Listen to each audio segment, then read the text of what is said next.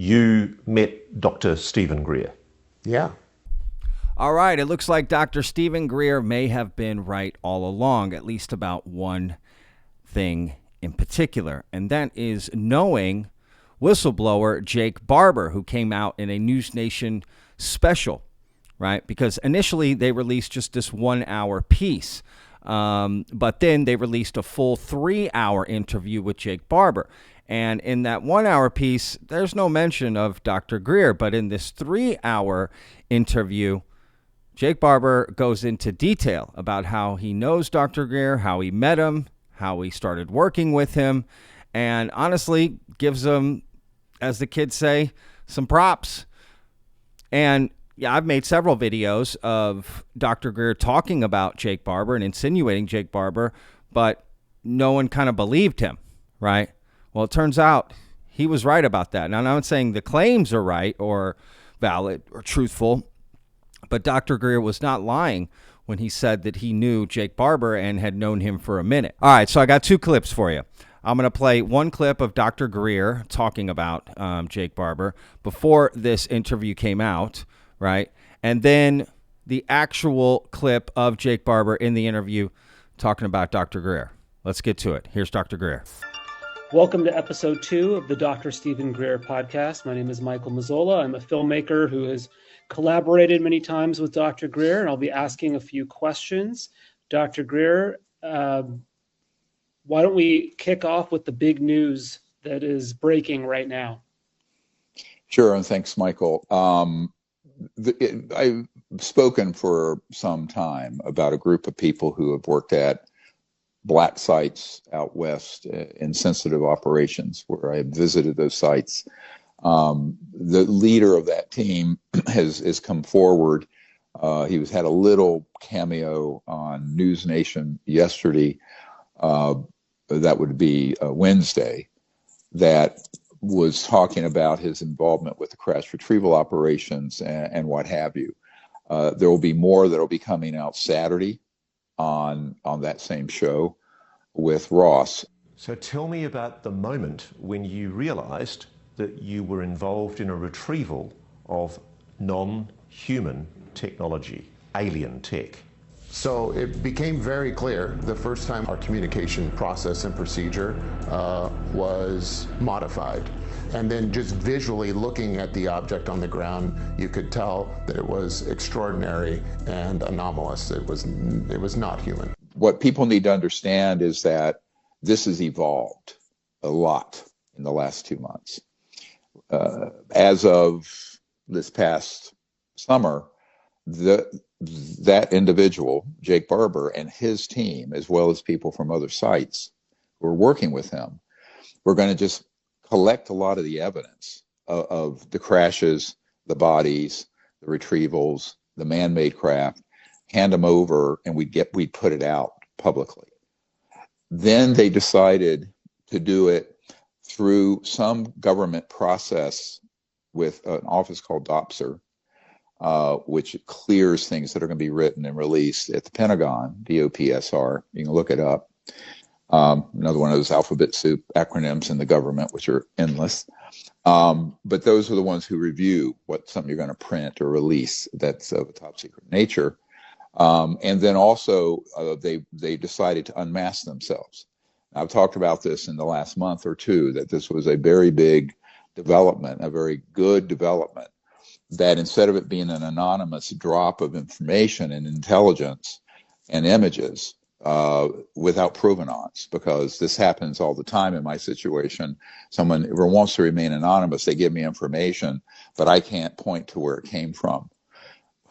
Which, of course, people then say, well, maybe Dr. Greer got that from some unreliable source, or it's not legitimate. So in this case, their bona fides are extremely high.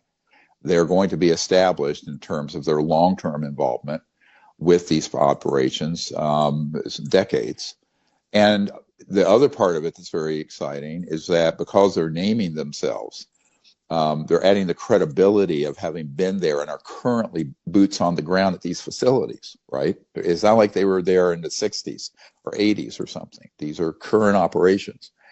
from firsthand people who are operational there, who have been special forces, and and embedded with corporate activities at the Lockheed Skunk Works and Northrop Grumman and what have you. That's really quite a major development. Now, the evidence that exists is way vaster than what you're going to see Saturday. It's going to come out in parts over the next couple of months. And a lot of this is strategic on their part to see how does the public handle it, what does the media do with it, and more importantly, what pushback and dangers are there coming back to them from rogue elements of government programs, whether it be law enforcement or other activities. All right, so there you can see Dr. Stephen Greer talking about Jake Barber. And again, he's made several videos. In fact, he came out after the interview, the 1 hour special, and didn't have such, glowing things to say about it, probably because he wasn't mentioned and wanted some credit, which I can understand from his viewpoint. I made a video about that. You can check that out. I'll put a link in the description. But let's get to Jake Barber going into detail about his relationship with Dr. Stephen Greer. And it does validate some of the things Dr. Stephen Greer said. Now, it doesn't mean that it's, the whole program is true or this or that, but just that they had a relationship and Dr. Stephen Greer wasn't lying about knowing him and being approached by him. In the course of your high-value target investigation, you met Dr. Stephen Greer. Yeah, I did. What was the purpose of meeting Dr. Stephen Greer? Well, first of all, I'd like to say that, you can say what you want about Dr. Greer, but the guy's been 30 years ahead of everyone else on a lot of the details of this subject. So a lot of what he says is correct. To me, he's like the Bentwaters. Like, we had everything we needed in 1980, and now we're fishing around for morsels of that. This guy, he's been ahead of everyone. And what I find quite funny is the one thing he gets the most shit for is the one thing he's probably most right about, and that is his CE5 protocol. So CE5 is when he uses meditation and he claims it engages telepathically with the phenomenon. Yeah, that's his term for it. Like, we don't use CE5. We don't use Dr. Greer's protocol. No do other people in the program or subsequent programs. So CE5 is real? Yeah, if we're going to use his term. I'll tell you what is real is the ability to go into something like a meditative state and summon UAP and pilot UAP. That is real. That's 100% real. Wow. I have to process that for a moment because that is just the most extraordinary claim. Yeah. Well, we hope to prove it soon. On what basis did you approach Dr. Greer? My understanding was that whoever was in illegal possession of these HVTs may have the intention to expose that sensitive material as a whistleblower. You were concerned he might take it to Dr. Greer? Yeah, I was still working in my official capacity of protecting the sensitive data that was on these HVTs. That was my job at the time. So Dr. Greer was scheduling a whistleblower conference in DC and was holding a large event at the press club in Washington, DC. And so we reached out to him. One of my teammates made a bump with him in the Virginia area and shared with him some information to pique his curiosity and to also bona fide ourselves as someone he should maybe consider listening to. And we set up a meeting, and I explained to him up front what our intentions were, that we believed that there were whistleblowers that might come forward with something that is sensitive and it may not be appropriate to disclose. And I asked to be put in a position of authority with him where I could vet his whistleblowers. So we offered our service to help vet whistleblowers at the time, thinking our guys, whoever had these HVTs, might show up with the contents. Did they? Nope, they never did. But it was on this trip that what was interesting at the time is we were contemplating our own whistleblower path forward. Because of what had happened. Because of what had happened. It was happening at this time. And so what surprised me is during this event, a young Marine named Michael Herrera came forward with a very particular story and spoke of a particular operation that we were aware was taking place, or operations like it, let's say, were going on. And I saw this young guy get up there, and it just spoke to me. Call it my intuition that was blessed.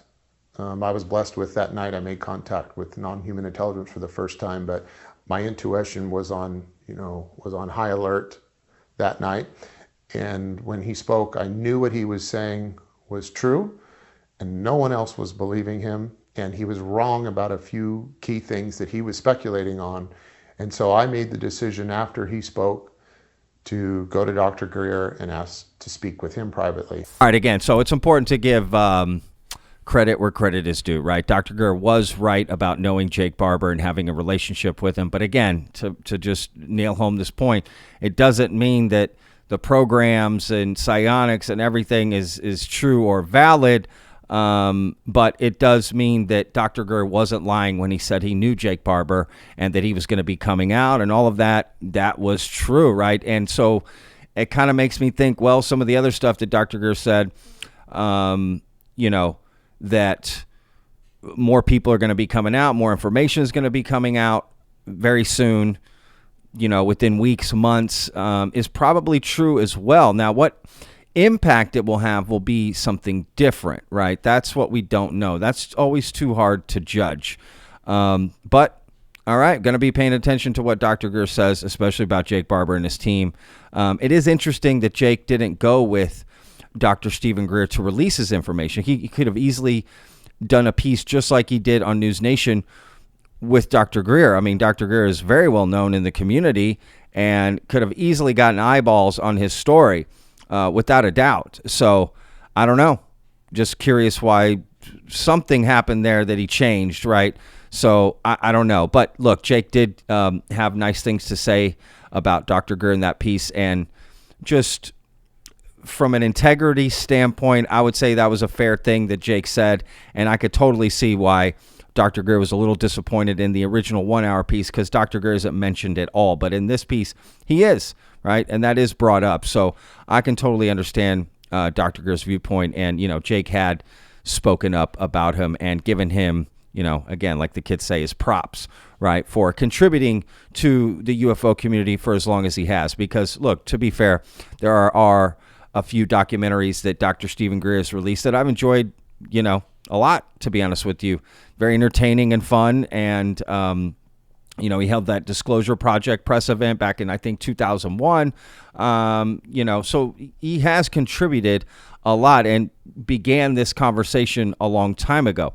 Now, whether or not you believe it or not is an entirely different thing. But to say Dr. Greer hasn't contributed at all to the UFO community would be disingenuous, to be fair.